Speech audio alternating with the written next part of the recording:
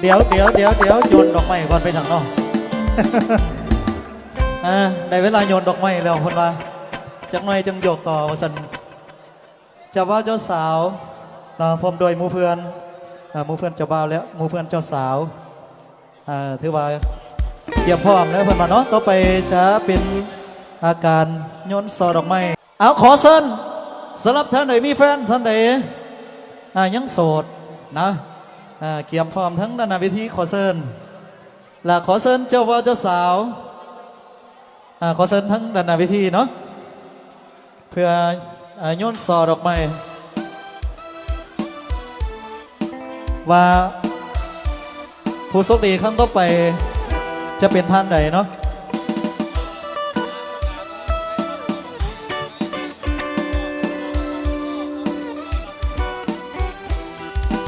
และสำหรับ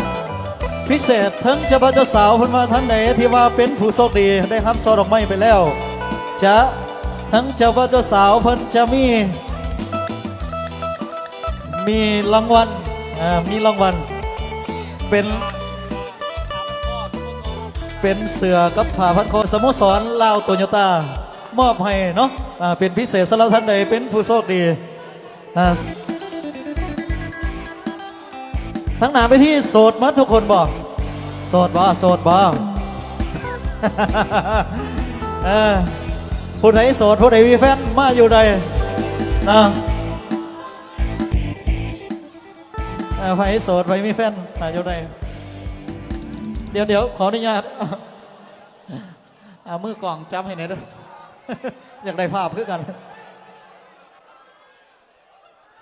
ตอนนี้เจ้าบ่าวเจ้าสาวยังถ่ายรูปไว้เป็นที่ระลึกก่อนเนาะ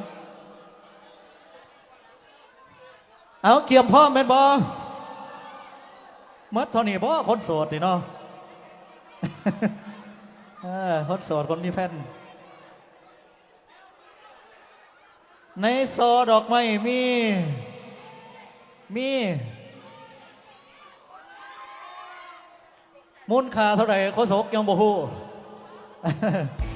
เอาเกี่ยวพร้อมเนาะมาดิเนาะถ้าจะได้นับเริ่มตั้งแต่เก่าลงมาเนาะเก่าลงมา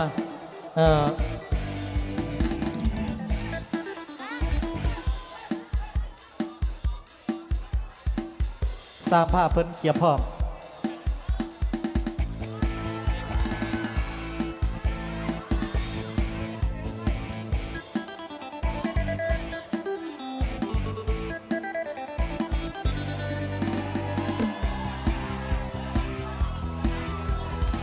สำหรับท่านใดโชคดีจะได้เสือ1 ผืนกับผ้าพันคอนับเลยเนาะเพื่อไว้การศึกษาเสียเวลา9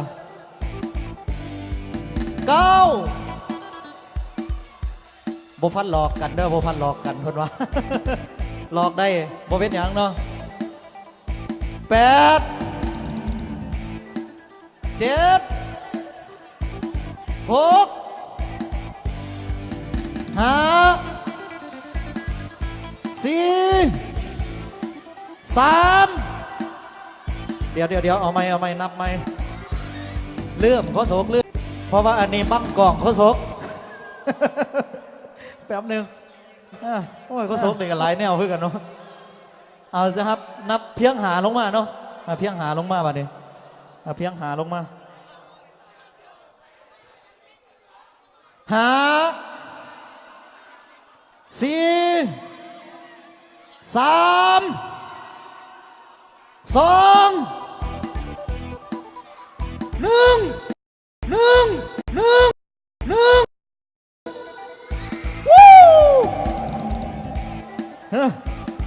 ผู้โชคดี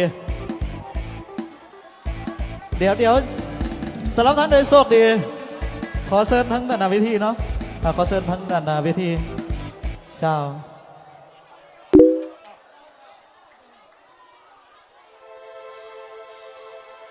ขอเชิญสำหรับท่านใดโชคดีเนาะ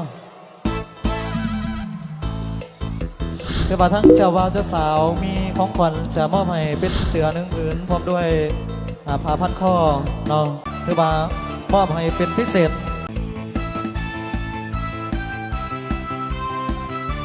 ข ขอแสดงความดีใจกับทั้งผู้โชคดีเนาะขั้นต่อไปอาจแมนเออเออขั้นต่อไปอาจแมนซื้อจังไหนเดี๋ยวถามอย่างก่อนดีเนาะซื้อจังไหนบัดเนี่ยแอดดี้อะไรเนาะแอดดี้โชคดีอาจเป็นแอดดี้คนมาเนาะขอเสียงตบมือให้แน่เนาะขอบใจหลายๆเด้อเจ้าบ่าวเจ้าสาว นักดนตรีเขาเย้ากันใส่บันม้วนๆมาตัดขอเชิญ